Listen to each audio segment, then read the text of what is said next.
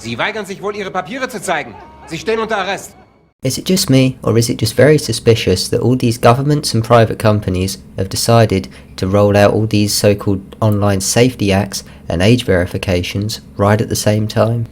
I'm sure by this point everyone knows about the online safety acts that are going on all around the Western world, and by all around the Western world I mean the UK, Australia, the US and the EU. Now, you can call me a conspiracy theorist all you want, but I do think there is some suspicious activity going on when all these governments at the same time decide to try to implement this, and the fact that private companies including YouTube, Spotify and Rockstar Games are now implementing this. Not even video game consoles in general are safe, as by 2026 Xbox has decided to make it so that if you can't verify your age with an ID or passport, you will not be able to use any of their online services. Which, let's be honest, these days that's basically everything. Pretty much everything is online. Even if you own a game on a disc, you still have to use internet to play it. Now, initially I wasn't going to make this video because I am a gaming channel after all, and I didn't really want to mix my content up like this, but at the end of the day I feel I have to, and also the fact that now Rockstar Games are implementing this so that if you don't verify your ID, you cannot play GTA Online. And I'm kinda scared for the future of gaming and even just social media, so this YouTube channel, because if this is happening now, where you're gonna have to end up likely verifying for YouTube because it's done through AI, and even Spotify, a friggin' music platform, is having to implement this. If everything gets like that, if every time you want to use the internet or play a game you have to verify your age, it's not exactly a fun experience to do, is it? And to anyone who thinks, oh, it's not that bad, you just have to send through a picture of your passport or driver's license, well, it is that bad, because remember, this stuff gets stored in databases, and as we've seen already, even the first day this rolled out in the UK, first day, one hack, loads of people's personal information out there for anyone to get. And especially when it comes down to Rockstar, this doesn't exactly instill confidence in me with the fact that they can't even protect people's IP addresses. So if you remember that hack not too long ago, probably a year, maybe 2 now, it wasn't that long ago, and has their security improved since then? Probably not really. They still have cheaters, and it took them over a decade to get just basic anti-cheat. And also, let's not forget the fact that sadly I had the unfortunate reality of having to live in the UK, and here you have to be 18, of course, for even the documents for the verification, and it's 18 as the law, so if you're under 18 you can't access this stuff. And the ironic thing is that you can vote now at 16, and if you've been following the UK side of this stuff, it has already been used to censor political information and protests. So do with that what you will, but I'm just going to say it sounds damned suspicious, and this will likely be weaponized, well, in the future, especially if Herr Starmer in office decides to go after anyone who says, or shares memes or says anything that doesn't necessarily agree with him. If this will be weaponized against people like that, as we have seen raids in this country over thought crimes and posts on social media, and that doesn't exactly instill confidence in me with the fact that it wasn't even 12 hours into this law going into effect that the protests were being censored. And I'm not going to go too far into it because I don't really know that much about it, but I did read an article somewhere that stated that in the UK they are planning to try to implement screen times on minor accounts, or whatever that site perceives as a minor account in the case of things like YouTube, because of course YouTube, it's going to try and verify through AI, and if it doesn't verify through AI you then have to send your ID in. But that in itself you might find reasonable, but they also apparently want to try and implement curfews. Remember, Labour used this language like, oh, protecting the kids, think of the children. And what does that make you think of?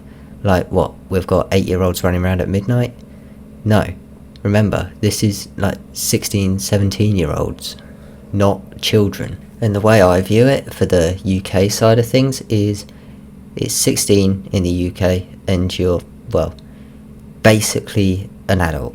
It's a separate category, but it's technically the same thing, because you can consent to sex, you can get married, you can vote, you can get a job, you can pay taxes, you can get your own place. And these restrictions on 16, 17-year-olds, people who are getting treated like adults in the sense of they have to go out and work and pay taxes and things like that, but then they get treated like a toddler when it comes to internet. And a lot of people say just use a VPN to get around this, which, yes, that's true, that works for now. They're talking about banning VPNs, which is, well, impossible, we know this. But it's more the fact that if this gets implemented everywhere, a VPN isn't going to work, because there isn't going to be a server you can connect to that doesn't have these restrictions if every country has these restrictions. And with time, the AI used for these verifications will get smarter. They'll know how to train it better, the technology will get better, and these things that we've been doing at the moment, like using video game faces to get around it, won't work anymore. And again, something about these private companies that could easily get hacked at any time, having personal information that could be used to easily steal your identity or get sold on the dark web, which it already has been. Well, they didn't even have to do dark web, it was surface web when this happened. And it doesn't sit right with me that we've gone our whole lives getting told, don't give your personal information to strangers on the internet. How is this any different?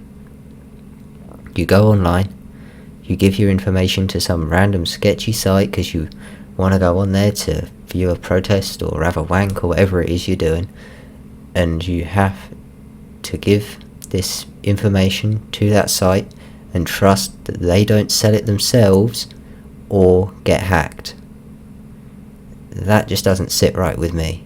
I don't even understand what the outcome of all this is even expected to be, because if even just half of people decide not to verify and then they lose VPN access when this goes into effect everywhere, what is the outcome supposed to be? Because they haven't got internet to distract them anymore, they haven't got social media, they haven't got video games to distract them anymore.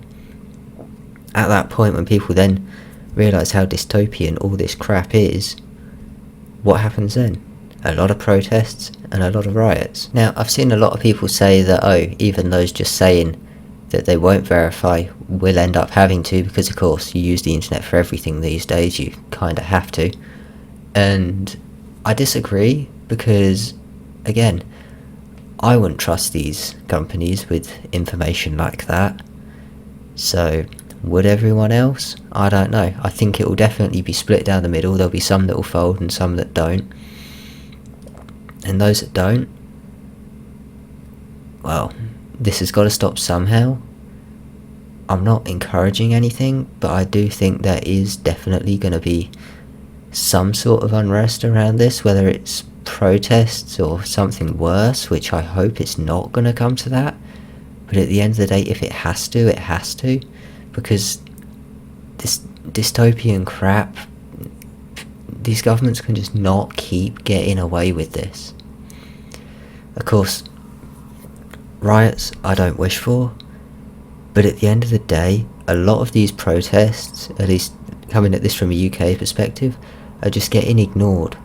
The petition against this, normally it takes weeks to get a response from the government on a petition.